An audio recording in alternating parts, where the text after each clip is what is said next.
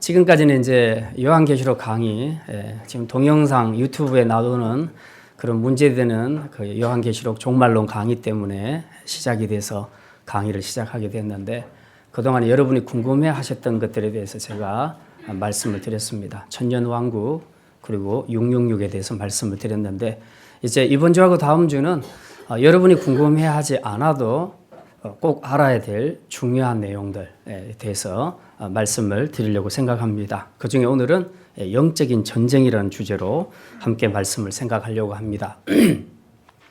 사도 요한이 지금 환상을 보고 있는 중에 12장 대목에 들어와서 지금 세 컷의 그 장면을 보게 됩니다. 근데 이게 전부 다 영적인 전쟁과 관련이 되는 이야기입니다. 그래서 이 영적인 전쟁이 사도 요한이 그렇게 봤는데, 지금 21세기 이 시대에 살고 있는 우리에게는 어떤 의미가 있겠는가? 그리고 영적 전쟁이라 하면 도대체 어디서 어디까지를 말하는가? 이제 이런 부분들을 우리가 좀 정리해 볼 필요가 있다고 생각을 해서 오늘 이 영적인 전쟁이라는 주제로 함께 말씀을 생각하려고 합니다. 오늘은 한 번만 판서를 하고 마치도록 하겠습니다.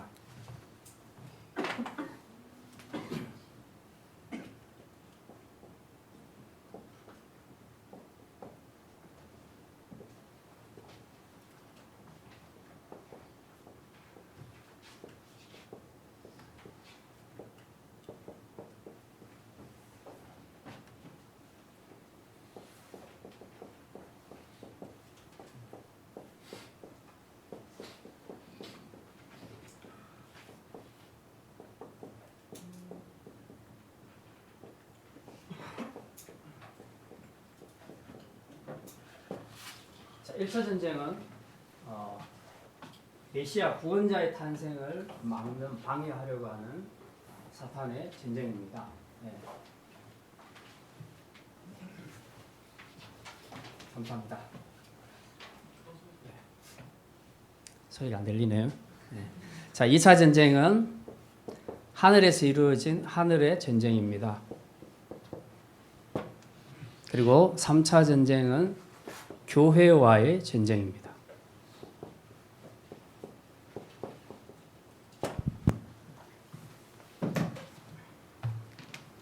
자, 오늘 우리가 본문에 본 요한계시록 12장은 이 세 개의 전쟁으로 구성이 되어 있습니다.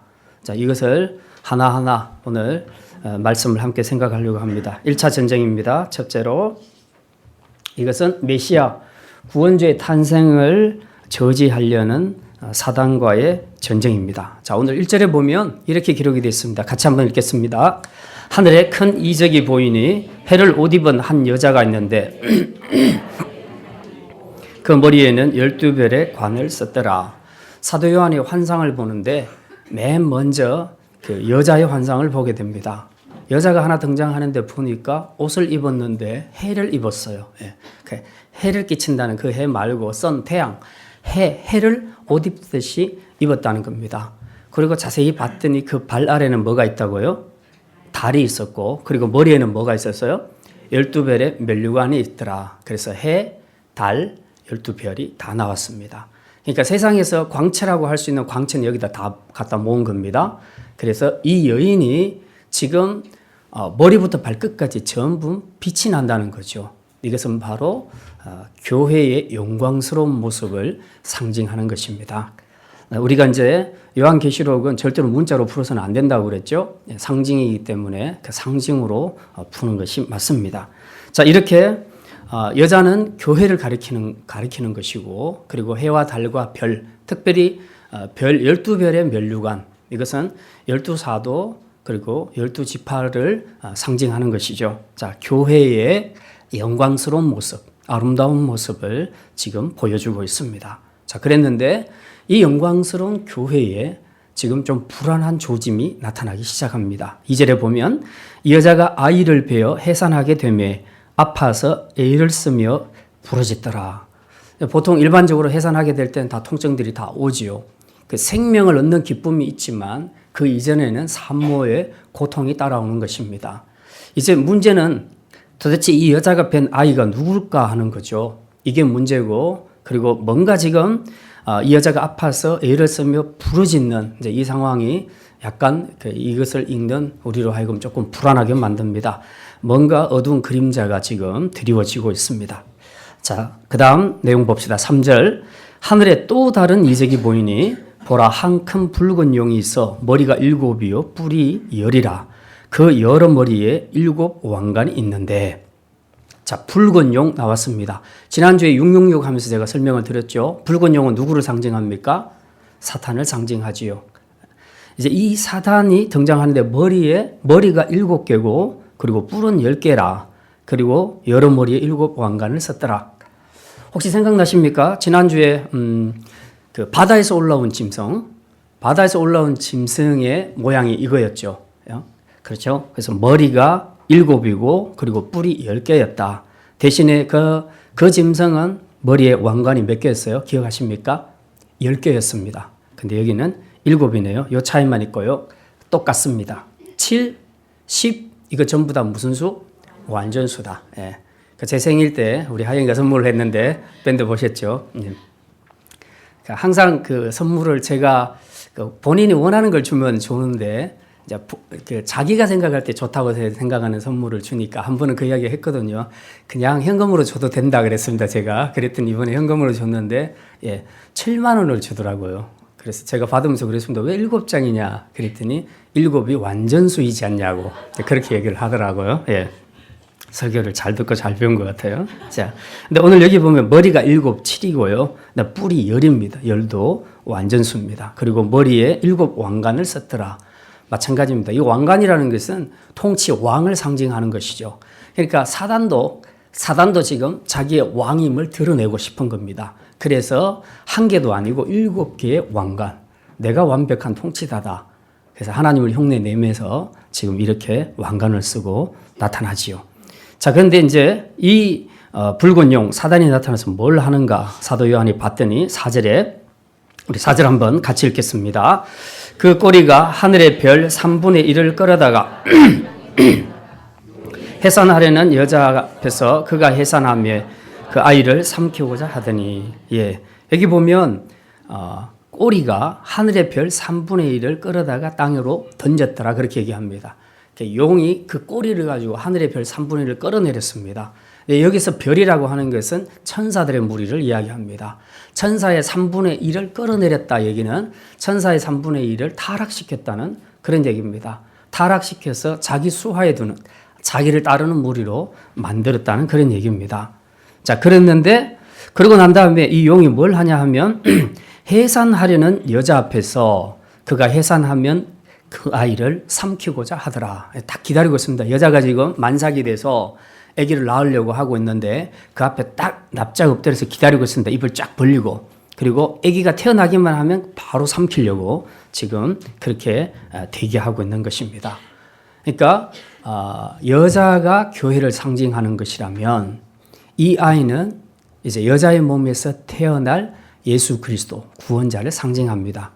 물론 여자는 마리아를 말한다고 할 수도 있지만 여기 전체 문맥으로 봐서는 마리아보다는 교회가 맞습니다. 그래서 교회를 통해서 신약 교회를 통해서 세상을 구원할 메시아 구원자가 오게 될 것인데 그 구원자가 오게 되면 결국은 구원이 이루어지니까 그걸 제일 싫어하는 것이 사단의 세력이죠. 그래서 사단이 입을 딱 벌리고 태어나기만 해봐라. 그러면 내가 삼켜버릴 것이다 하고 입을 쫙 벌리고 기다리고 있는 겁니다. 자, 이것에 대한 해석은 지난주 우리 그저께 이틀 전에 제가 성탄절 설교 때 제가 말씀을 드렸죠.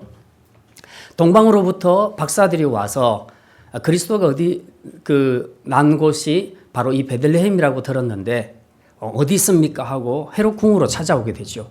헤롯 왕이 깜짝 놀랐지 않습니까? 이게 도대체 무슨 일이냐? 내가 왕인데 또 누가 왕이 태어났단 말이냐? 그래서 이 동방 박사들에게 얘기해서 너희들이 찾거든 보고 가서 경배하고 나한테 보고해 주라. 그러면 나도 가서 그 예수께 경배하겠다 라고 거짓말을 하지요. 결국은 죽이려고 한 겁니다. 그래서 죽이려고 보고를 기다리고 있었는데 하나님이 동방 박사들에게 꿈으로 계시를 줘서 헤롯에게로 돌아가지 말라. 지금 아기를 죽이려고 한다. 그래서 동방 박사들은 딴 길로 돌아가게 되고 그리고 임신한 그 마리아와 요셉에게는 하나님이 꿈으로 말씀을 하시죠. 그래서 빨리 지금 애굽으로 피신 가라. 헤로드 왕이 이 아기를 죽이려고 한다. 그렇게 해서 애굽으로 피신하게 됩니다. 그러고 난 다음에 헤롯이 속은 줄 알고 동방 박사들에게 속은 줄 알고 군사들을 투입해서 베들레헴 지경에 다 풀지요. 그래서 예수님이 태어난 대충 나이 몇 개월을 계산을 해서 2살 아래면 다 되겠다 생각하고 베들레헴에 태어난 2살 아래 사내 아이들을 전부 다 죽이는 엄청난 학살이 벌어지게 됩니다. 바로 이거죠. 이게 요한계시록에서 말하는 사단이 붉은 용이 입을 딱 벌리고 지금 장차 세상을 구원할 메시아가 태어나면 내가 죽여버리겠다 하고 지금 딱 기다리고 있는 그 대목입니다. 지금 이 부분입니다. 네. 자, 그렇게 해서 이제 이 아이를 삼키려고 하는데 그런데 5절에 보니까 그게 만만치 않습니다. 여자가 아들을 낳았어요. 근데 용이 딱 입을 벌리고 먹으려고 했는데 더 빨리 하나님이 이렇게 하십니다. 5절 같이 한번 읽어보겠습니다. 여자가 아들을 낳으니 이는 장차 철장으로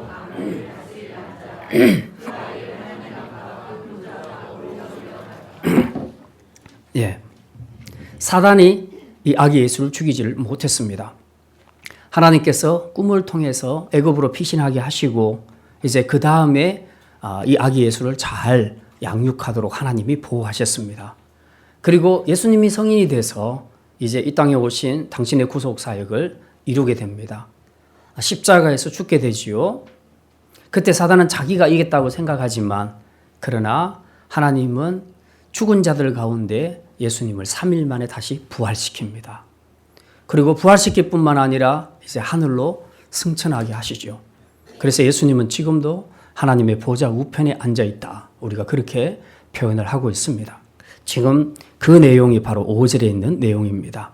이 아이는 장차 만국을 다스릴 남자인데 메시아인데 그 아기를 하나님 앞과 보좌 앞으로 올려가더라. 결국 이제 하나님께서는 예수님을 이 땅에서 십자가 구속 사역 완성시키시고 그 다음에 이제 죽은 자 가운데서 다시 살리시고 그리고 승천하게 하셔서 지금은 하나님의 보좌 우편에 앉아서 계시도록 그렇게 하셨다는 그런 말씀입니다. 자, 이게 이제 첫 번째 영적인 전쟁입니다. 이 전쟁의 시도는 장차 세상을 구원할 메시아를 제거하겠다는 사단의 전략이었죠. 그런 전쟁을 하나님께서 차단시켰다는 그런 내용입니다. 자, 이제 두 번째 전쟁입니다. 네, 두 번째 전쟁은 장면이 바뀌어서 7절부터 나오는데요. 이거는 하늘의 전쟁입니다. 소위 스타워즈가 여기서 제대로 된 스타워즈가 여기서 일어나게 됩니다. 우리 전쟁의 내용 잠깐 한번 보겠습니다. 7절부터 9절까지 같이 한번 읽겠습니다. 하늘에 전쟁이 있으니 미가엘과 그의 사자들이 용과 더불어 싸울세 용과 그의 사자들도 싸우나 이기지 못하여 다시 하늘에서 그들이 있을 곳을 얻지 못한지라. 큰 용이 내쫓기니 옛뱀 곧 마귀라고도 하고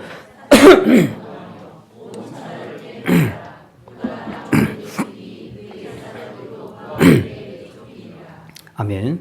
예. 스타워즈는 영화에서 말하는 그 외계인들의 전쟁을 이야기하는 것이 아닙니다. 이건 실제로 하늘에서 천사장 미가엘과 그 군사들 그리고 하나님을 대적하는 사단과 그 군사들 아까 3분의 1 타락한 천사들이 있다 그랬죠. 그 마귀들이 함께 이제 전쟁을 하는 겁니다. 그야말로 별들의 전쟁입니다. 하늘에서 이 별들의 전쟁이 일어나게 됩니다. 그런데 이 전쟁은 앞서 있었던 메시아를 제거하려고 했던 1차 전쟁과 깊은 관계가 있습니다. 1차 전쟁에서 패한 이 사단이 이제 화가 났습니다. 자기 힘으로 할 수가 없는 겁니다. 그래서 이미 예수님은 죽이려고 한 예수님은 하늘 보좌에 승천하셔서 하늘 보좌에 앉아 계시니까 어떻게 할 수가 없죠. 그래서 하늘에서 이제 때를 쓰면서 다시 한번 발악을 하는 것입니다. 그러나 이미 십자가를 통해서 1차 전쟁은 승패가 결정 나버립니다. 사단이 남아서 발악은 할 수 있으나 그러나 궁극적으로 전쟁의 승리는 바로 확보되어 있는 겁니다. 그런 상태에서 하늘의 전쟁을 했으니 이길 수가 있겠습니까? 그래서 그 전쟁에서도 또 져서 이제 쫓겨나게 되지요. 예, 쫓겨나게 됩니다. 여기 보니까 8절에 이기지 못하여 다시 하늘에서 그들이 있을 곳을 얻지 못한지라. 9절 온 천하를 꿰는 자라 그가 땅으로 내쫓기니 그의 사자들도 그와 함께 내쫓기니라. 이 스타워즈에서 미가엘과 천사장 미가엘과 그 천사들이 이기게 되고 이제 사단과 그 무리들은 패배해서 이제 땅으로 내쫓긴다는 그런 얘기입니다. 자, 이 대목에서 사도 요한은 또 새로운 환상 하나를 보게 됩니다. 10절부터 보게 되면 이제 승리를 찬양하는 그런 노래, 승리의 노래를 듣게 되는데요. 10절에 보면 우리 같이 한번 읽겠습니다. 내가 또 들으니 하늘에 큰 음성이 있어 이르되 이제 우리 하나님의 구원과 능력과 나라와 또 그의 그리스도의 권세가 나타났으니 우리 형제들을 참소하던 자 곧 우리 하나님 앞에서 밤낮 참소하던 자가 쫓겨났고 또 우리 형제들이 어린 양의 피와 자기들이 증언하는 말씀으로서 그를 이겼으니 그들은 죽기까지 자기들의 생명을 아끼지 아니하였도다. 예, 여기까지요. 자, 이 스타워즈 하늘의 전쟁에서 이기고 난 바로 직후에 사도 요한은 승리의 노래를 듣게 됩니다. 그 승리의 노래가 뭐냐 하면은 두 가지 내용을 이야기하고 있습니다. 10절에 보니까 밤낮 우리 형제들을 참소하던 자가 쫓겨났다는 거. 그래서 박수를 치고 잘 쫓겨났다. 이제 그 이야기를 하고 있는 겁니다.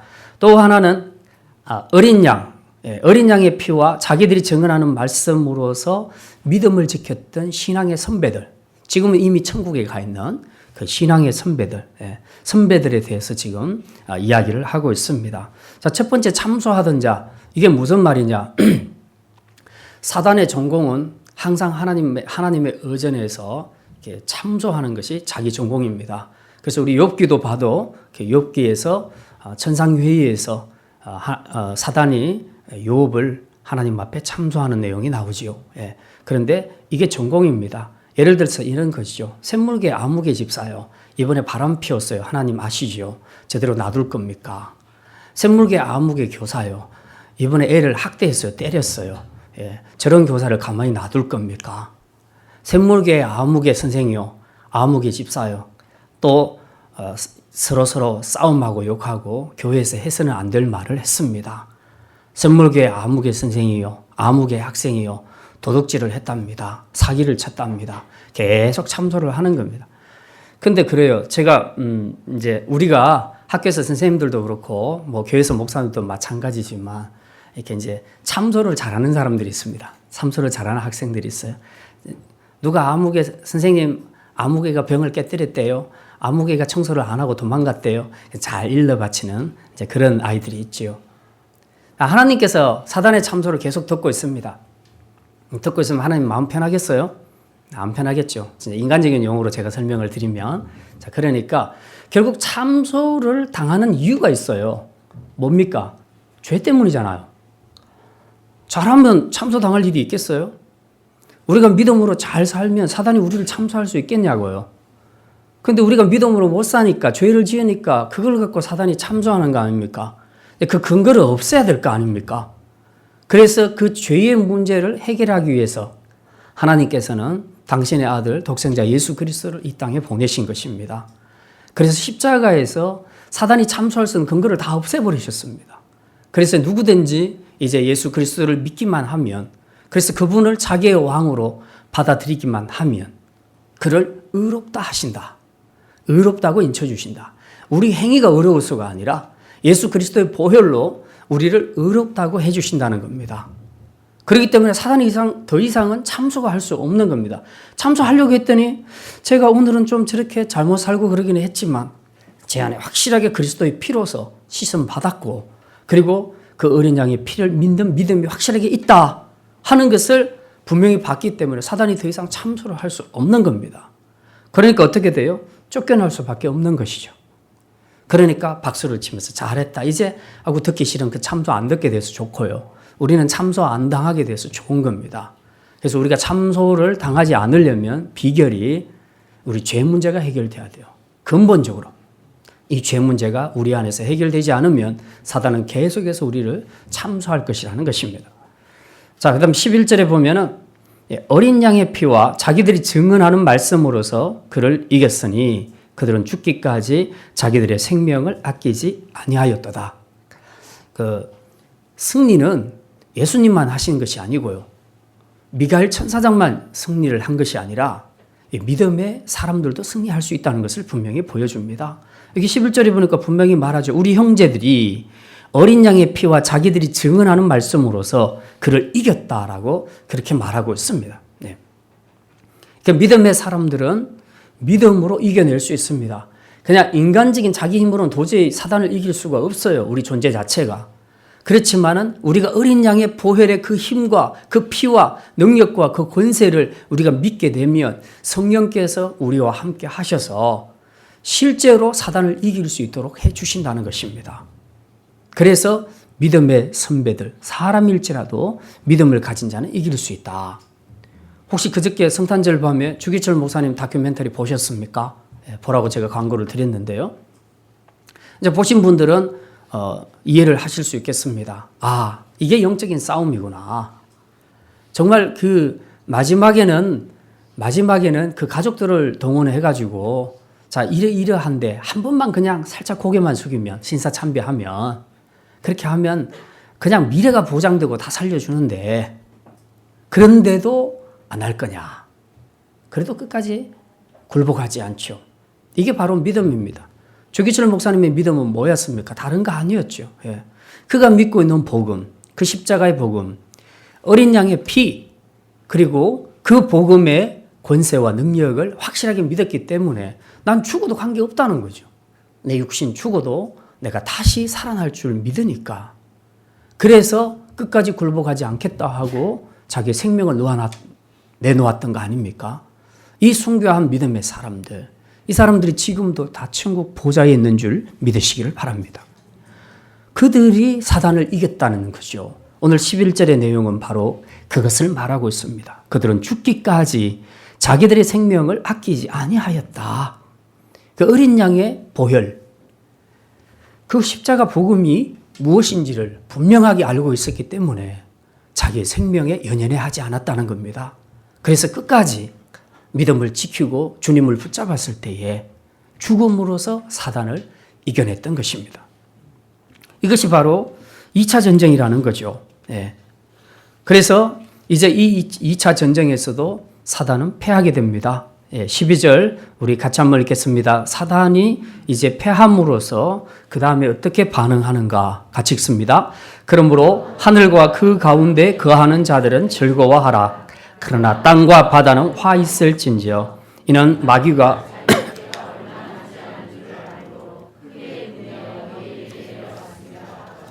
예. 지금 2차 전쟁, 스타워즈, 하늘의 별들의 전쟁에서 사단은 완전히 패했습니다. 1차는 십자가에서 완전히 졌고요.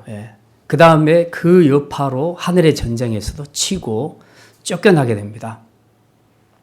근데 우리는 일반적으로 이쯤 되면 절망적인 상황입니다. 계속해서 전쟁에서 지게 되면 전의를 상실하게 돼 있습니다. 그러면은 보통 이제 항복을 하게 돼 있죠. 그런데 사단은 그렇게 하지 않습니다. 사단의 속성은요, 지면 질수록 회개하는 것이 아니라 돌이키는 것이 아니라 더 분노하고 더 끝까지 대항하는 것이 사단의 본성이라는 것입니다. 그래서 여기 12절에 보니까 이는 마귀가 자기의 때가 얼마 남지 않은 줄을 알므로 크게 분내어 너희에게 내려가십니다. 이미 십자가로 패배한 사단이지만 아직까지는 완전한 패배가 결정되지 않았기 때문에 아직 시간이 좀 남아 있습니다. 근데 이제 갈수록 시간이 얼마 안 남았다는 것을 사단이 알고 있기 때문에 지금 불안한 거죠. 그런데 계속 영적인 전쟁에서 연패를 하고 있으니까 계속 화가 난 겁니다. 그래서 이 화풀이를 하기 위해서 어디로 이동하는가? 여기 보니까 누구에게 내려갔다고요? 12절 끝에 너희에게 내려갔다. 너희가 누굽니까? 교회입니다. 교회. 그래서 3차 전쟁은 교회를 향한 전쟁입니다. 1차 전쟁은 저기 기록된 대로 메시아 구원자의 탄생을 맞는 전쟁이었고 2차 전쟁은 하늘의 전쟁, 스타워즈였습니다. 여기서 연전연패하니까 이제 장소를 이동해서 더 약한 존재를 찾는 거죠. 그게 바로 땅에 있는 교회였다. 그래서 교회를 향한 전쟁을 지금 선포하고 내려왔습니다. 자, 13절에 보면 이제 그 내용이 나옵니다. 용이 자기가 땅으로 내쫓긴 것을 보고 남자를 낳은 여자를 박해하는시라. 여자는 교회를 상징한다 그랬죠? 사단이 교회를 박해하려고 하고 있습니다. 그런데 14절에 보니까 그 여자가 큰 독수리의 두 날개를 받아 광야 자기 곳으로 날아가 거기서 그 뱀의 낯을 피하여 한 때와 두 때와 반 때를 양육받더라. 자, 6절 다시 돌아갑니다. 우리 앞에 6절. 6절과 13절 사이에 스타워즈가 들어가 있습니다. 그러니까 6절과 13절은 서로 연결되는 거예요. 그리고 6절과 14절은 결국 같은 이야기입니다. 6절 같이 한번 읽겠습니다. 그 여자가 광야로 도망하며 거기서 1260일 동안 그를 양육하기 위하여 하나님께서 예비하신 곳이 있더라. 그러니까 이제 계속 연전연패했던 사단이 이제 마지막에는 교회를 공격하기 위해서 지금 내려옵니다. 여자는 어떤 상황입니까? 메시아를 출산했죠. 이미 출산을 했고 사단이 공격할까 봐 지금 도망을 가지요. 그 광야로 도망을 갑니다.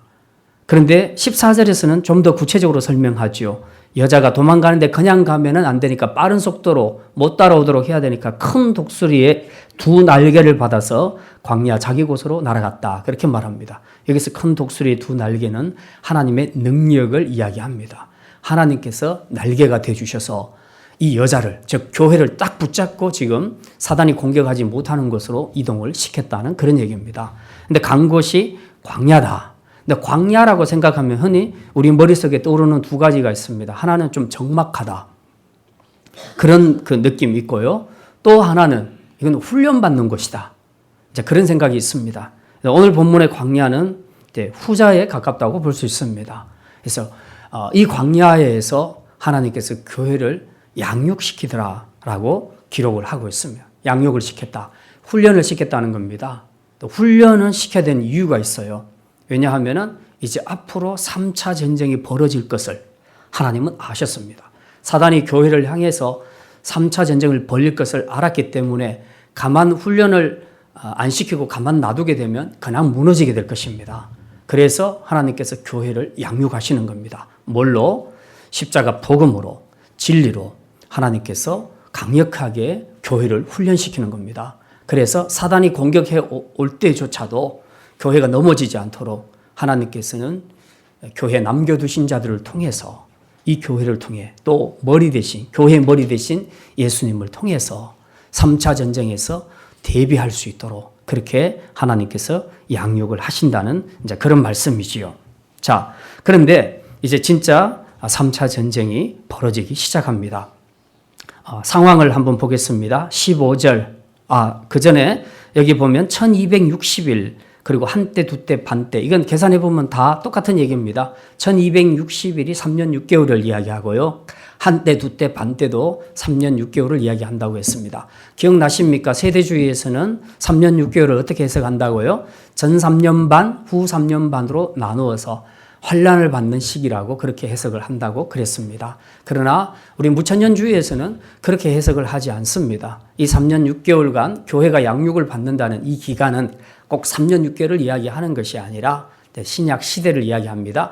예수님의 초림부터 시작해서 재림 시대까지 말세에 사단이 교회를 공격하고 동시에 하나님은 교회를 강력하게 복음으로 세워가고 확장시키는 이런 전쟁이 벌어지는 시기, 이것을 3년 6개월로 그렇게 보고 있다는 것이죠. 자, 이제 그런 상황에서 사단이 공격을 하기 시작을 합니다. 15절, 교회를 향해서 어떻게 공격하는가? 15절 말씀 같이 읽겠습니다. 여자의 뒤에서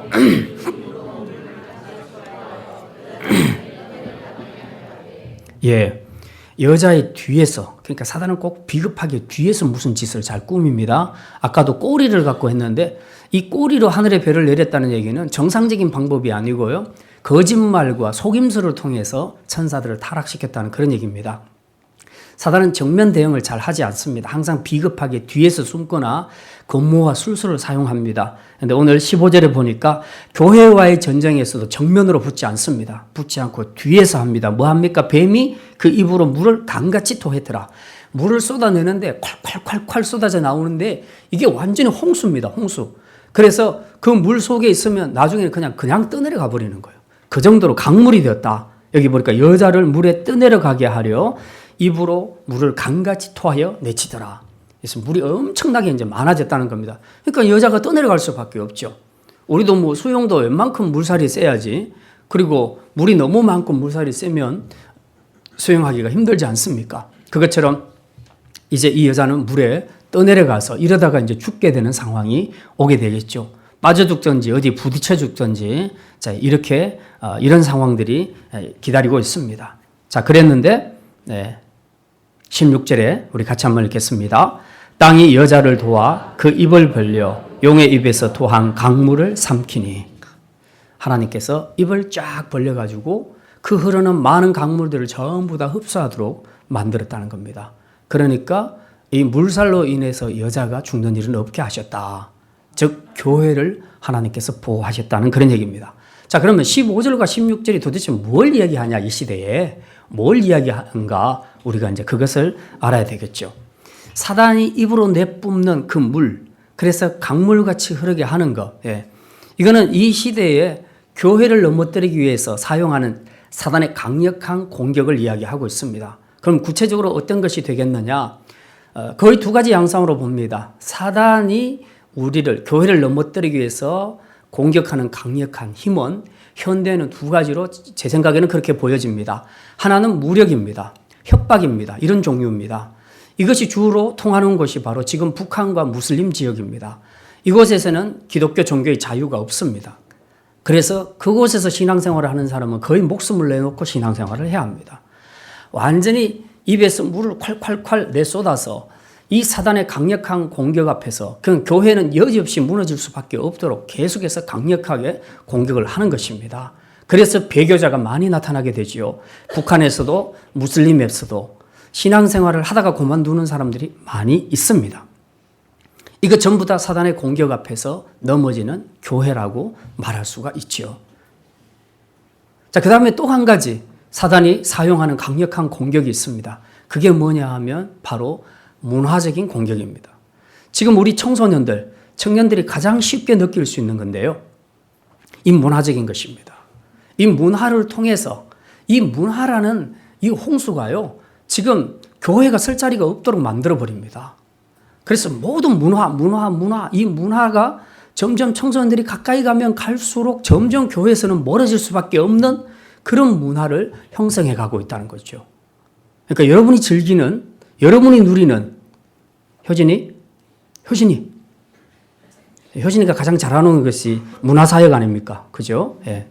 문화사역인데 여러분이 하고 있는 문화사역, 그리고 여러분이 가장 즐기고 누리고 있는 이 문화적인 이런 부분들이 사실은 그 속에 우리가 조심스럽게 살펴보지 않으면 이게 홍수가 되어서 우리를 삼켜버릴 수가 있다는 겁니다. 그래서 이 문화사역을 하는 친구들은 정말 이것을 잘 알아야 돼요. 오늘 정신 차려서 설교를 드려야 됩니다. 네. 사단이 지금도 강력하게 입에서 물을 내뿜어서 강같이 토해내서 강을 만들어 버리는데 이 문화의 홍수가 오늘날 교회 안에 있는 모든 청년들을 다 밖으로 끌어냈습니다. 다 끌어내서 교회를 무너지게 했습니다.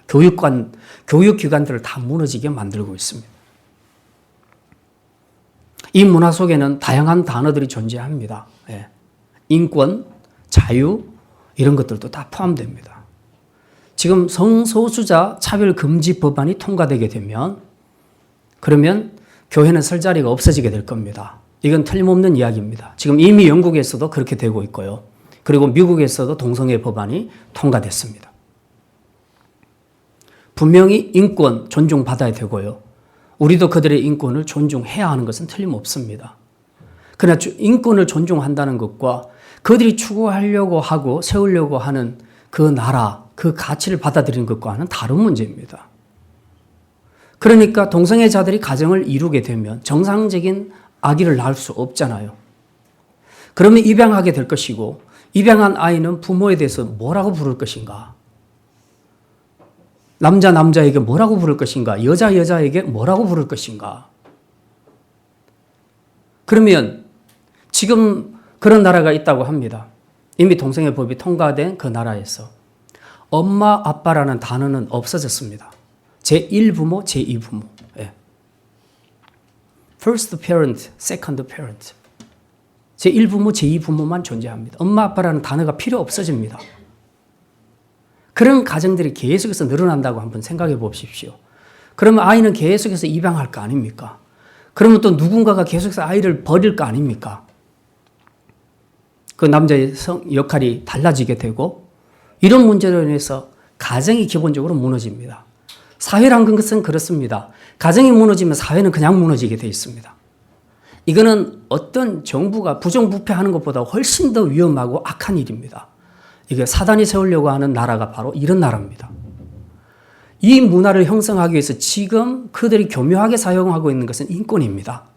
자유입니다. 인권의 자유입니다. 우리는 그들을 충분히 인권을 존중하고 자유를 존중합니다. 그렇지만 그들이 추구하는 가치는 받아들일 수 없다는 겁니다. 그런데 이게 만약 법안으로 통과되게 되면 교회가 복음을 전할 수 없게 됩니다. 지금 영국과 미국에서는 목사가 이 부분에 대해서 죄다고 설교하게 되면 바로 감옥에 들어갑니다. 왜? 현행 법을 어겼기 때문에. 법을 어겼기 때문에. 성소수자를 차별하는 발언을 했기 때문에 그렇다는 겁니다. 그러니까 복음이라는 것은 새로 만들어지는 실정법 앞에서 완전히 무력화되게 되는 겁니다. 그러니까 이게 지금 인권의 문제로 우리가 볼 문제가 아니라는 겁니다. 분명히 구분을 하셔야 됩니다. 인권은 존중하되 그들의 가치 추구하는 것은 받아들일 수 없다. 우리가 그런 것들을 분명히 이해하고 이 법이 집행되는 부분들에 대해서 우리가 확실하게 할 수 있는 그런 액션을 취해야 된다는 그런 말입니다. 이런 거죠. 전부 포스트 모더니즘이 들어오기 시작하면서 지금 이 땅에는 전부 인권, 자유, 막 이런 단어를 통해서 기독교가 근본적으로 설 자리가 없도록 만들어버린다는 겁니다. 그러니까 이것이 바로 뱀이 여자의 뒤에서 지금 강력하게 물을 내품어서 지금 홍수로 만들어버린다는 거죠. 이 대세를 어떻게 거스를 수 있겠는가? 교회라 하더라도 이 대세를 어떻게 거스를 수 있겠는가? 결국 마지막에는 이렇게 가게 되면 교회는 설 자리가 없어지게 됩니다. 목사도 없어지게 됩니다. 이제 학교에서 아이들 전도 못하게 됩니다. 그리고 미션 스쿨에서도 예배를 드릴 수 없게 됩니다. 종교의 자유란 것이 사실상은 인권이란 이름 앞에서 또 다른 형태로 억압을 받게 되는 이런 역차별이 일어나게 된다는 것입니다. 우리 그리스도인들이 눈을 뜨고 확실하게 지켜봐야 합니다. 이 문화 속에 사탄이 얼마나 교묘하게 또아리를 틀고 있는가 우리가 그것을 볼 수 있어야 됩니다. 이것이 바로 15절에서 말하는 그런 내용이지요. 그래서 이 교회와의 전쟁이 지금 치열하게 벌어지고 있습니다. 교회와 사단과의 전쟁이. 이게 우리 다음 세대가요, 정신 차리지 않으면 진짜 교회는 흔적도 없이 사라지게 되는 그런 날이 오게 될 수도 있다는 거죠. 문화사역 하는 우리 친구들 여기 많이 앉아 있는데 특별히 여러분이 정신을 차리고 건성건성으로 할 것이 아니라 음악만 연주하고 끝나는 것이 아니에요. 여러분은 이 그리스도의 문화사역을 통해서 사단과의 전쟁을 선포해야 됩니다. 그리고 이것은 오직 하나님만을 위해서 드리겠다는 그 믿음을 가지고 이 문화사역에 임해야 되는 것입니다. 그리할 때 교회가 승리하게 될 줄 믿습니다. 그래서 이제 이 2차 전쟁에서 결과는 어떻게 되는가? 아까 16절에 읽었습니다. 땅이 여자를 도와 그 입을 벌려 용의 입에서 토한 강물을 삼키니. 지금도 북한과 무슬림 땅에 배교자가 많지만 그러나 하나님이 남겨두신 하나님의 백성들은 여전히 건재하고 있습니다. 그들을 통해서 복음은 확산되어 가고 있습니다. 교회는 절대로 없어지지 않습니다. 왜? 하나님께서 지켜주실 것이니까. 그리고 교회의 머리는 예수님이시니까. 이미 십자가로 승리하신 예수님께서 교회의 머리로 계시는데 어떻게 교회라는 존재가 없어질 수 있겠습니까? 다만 핍박과 어려움을 당할 뿐입니다. 그러니까 우리가 이 교회와 사단과의 전쟁, 이 영적인 전쟁을 기억하신다면 지금 우리가 교회 생활을 어떻게 해야 될 것인가 하는 것을 좀 정리를 할 필요가 있다는 것이죠. 우리가 그냥 정말 편하게 먹고 마시고 즐기고 하는 교회 생활, 이것만 생각할 것이 아니라 지금 사단이 우리 교회를 어떻게 넘어뜨리려고 하고 있는가, 아주 구체적으로 우리 교회 안에서 누구를 통해서 어떤 문화사역자를 통해서 교회를 넘어뜨리려고 하고 있는가까지도 우리가 영적으로 볼 수 있는 그런 영적인 통찰력이 우리 안에 있어야 된다는 그런 말씀입니다. 어쨌든 교회는 절대 무너지지 않습니다. 하나님이 지켜주시고 그리고 또 교회의 머리 되신 예수님 때문에 이미 십자가로 승리하신 그 예수님 때문에 그분의 몸된 교회는 반드시 살아남을 뿐만 아니라 승리하게 될 줄 믿습니다. 그래서 실제로 16절에 하나님의 특별한 섭리로 이제 땅의 여자를 도와 그 입을 벌려 용의 입에서 토한 강물을 삼키게 하심으로 사단의 교회를 넘어뜨리려는 시도는 실패로 돌아가게 하셨습니다. 자, 그러면 이제 그 다음에 어떻게 될 것인가? 17절 마지막 구절입니다. 우리 같이 한번 읽겠습니다. 용이 여자에게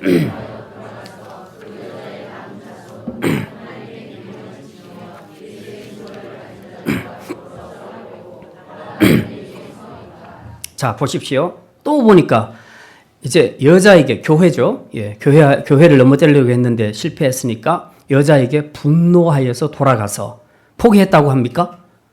포기 안 하죠. 이제 또 누구랑 싸우려고 합니까? 그 여자의 남은 자손, 곧 하나님의 계명을 지키며 예수의 증거를 가진 자들과 더불어 싸우려고 바다 모래 위에 서 있더라. 이건 또 무슨 얘기인가? 이미 교회와의 전쟁에서는 패했다고 했는데 여자의 남은 자손은 또 이건 또 누군가? 자, 쉽게 얘기하면 그런 겁니다. 그동안은 교회라는 공동체와 더불어서 싸웠습니다. 그런데 이제는 해체된 개인들, 성도들의 믿음을 넘어뜨리겠다는 겁니다. 각계 전투를 하겠다는 거죠. 집단 싸움을 하게 되면 전쟁에서 안 되겠으니까 예수님이 머리로 계시니까 이거 다 풀어 헤쳐가지고 이제 각 개인들이 따로따로 놀도록 하는 겁니다. 그렇게 해서 한 명씩 넘어뜨리면 돼. 그러니까 동물의 왕국에서 보면요. 항상 사자들이 그 양떼 무리에서 양을 잡아먹을 때 어떤 양을 노린다 그랬습니까? 예, 무리에서 떨어져 나가 있는 양이 먼저 타겟이 됩니다. 예. 이게 교회의 힘입니다. 교회의 힘이에요. 우리가 각계 전투를 하게 되면 이길 가능성이 별로 없어요. 각계 전투를 해서는. 그래서 교회에 붙어 있어야 되는 겁니다. 그리고 교회가 함께 연합을 해야 되는 겁니다. 성도들이 함께 연합하고 합심해서 기도하고 예배를 통해서 교제를 통해서 봉사를 통해서 하나됨을 이루어 가는데 아주 강력하게 이루어 가야 합니다. 똘똘 뭉치게 되면 사자들이 못 들어옵니다. 근데 딱 떨어져 나가서 혼자서 노는 순간부터 그때부터는 사자의 먹이가 되고 타겟이 되는 겁니다. 그러니까 사단이 집단적으로 교회를 넘어뜨릴 수 없으니까 이제 해체된 개인을 찾습니다. 그래서 우는 사자와 같이 두루다니며 삼킬 자를 계속 찾고 있습니다. 어떤 신자가, 어떤 사람이 양무리에서 떨어져 나가고 있는가? 어떤 사람이 예배의 무리에서, 기도의 무리에서, 교제의 무리에서 떨어져 나가고 있는가? 이걸 지금 살피고 있다는 겁니다. 그래서 각계 전투를 하겠다는 거죠. 그러면 자신 있다는 거죠. 지금 오늘 17절에서 지금 그것을 이야기하고 있습니다. 그러니까 우리가 이렇게 승리하려면요, 비결은 한 가지밖에 없습니다. 예. 요한복음 15장에서 그래서 예수님 말씀하셨습니다. 나는 포도나무요, 너희는 가지라. 가지가 포도나무에 붙어 있으면 열매를 많이 맺는다 그랬습니다. 그러나 가지가 포도나무에서 떨어지는 순간 어떻게 된다고요? 버리고 밖에 뭐 살라진다? 풀 살라진다. 우리 개인이요, 굉장히 믿음이 좋은 것 같죠. 기도도 많이 하시는 분이 있고요. 정말 대단하신 분들이 있습니다. 그러나 그 사람들 혼자 한번 세워놔 보십시오. 교회 공동체에서 떨어뜨리고 얼마나 버텨낼 수 있는가. 정말 어렵습니다. 제가 말씀드렸잖아요. 저희 신학교 때 교육전도사 이 교회에서 하다가 저 교회로 옮겨갈 때 그때 틈이 있습니다. 길면은 막 몇 개월까지 갑니다. 그때 교회 소속이 없으니까 신학생들이 여러 교회를 옮겨 다닙니다. 큰 교회 가서 예배도 한번 드려보고 그렇게 하려고 여러 교회에서 옮겨 다녀요. 처음엔 좋은 의도로 그렇게 했어요. 근데 나중에는 이제 시간이 지나면 어떻게 되는지 아세요? 자고 일어났더니 좀 피곤해. 오늘은 조금 늦게 가지 뭐. 오늘은 2부 예배 있는 교회 가지 뭐. 더 늦게 자면 오늘은 3부 예배 있는 교회 골라가지 뭐. 그렇게 하다가 나중에 교회 안 가요. 신학생이 교회를 안 가요. 전도사가. 근데 그 사람은 욕할 게 없어요. 우리가 다 그렇게 될 수 있다는 겁니다. 모두가 다. 사람은 그만큼 약하다는 거예요. 각계 전투를 하면요, 못 이겨요. 그래서 우리 성도가 승리하려면, 사단과의 영적인 싸움에서 승리하려면 절대로 홀로 있으면 안 돼요. 구역으로 연합하고 교회로 연합하고 자꾸 연합을 해야 됩니다. 강력하게. 뭘 하든지 함께 하셔야 돼요. 하나님이 원하시는 일이라면 함께 그 일을 나누는 겁니다. 연합을 해서 함께 나갈 때 서로 시너지 효과가 일어나요. 그래서 나 홀로 있을 때는 신앙이 요거밖에 안 됐는데 저 사람하고 뭘 같이 하니까 자꾸 내 신앙이 올라가는 거예요. 그런 거죠. 그렇게 해서 영적인 힘을 얻게 되는 겁니다. 이렇게 똘똘 뭉쳐서 교회로 하나로 연합하게 되면 사단이 아무리 공격을 하려고 해도 할 수가 없는 거예요. 왜? 교회의 머리가 누구시니까?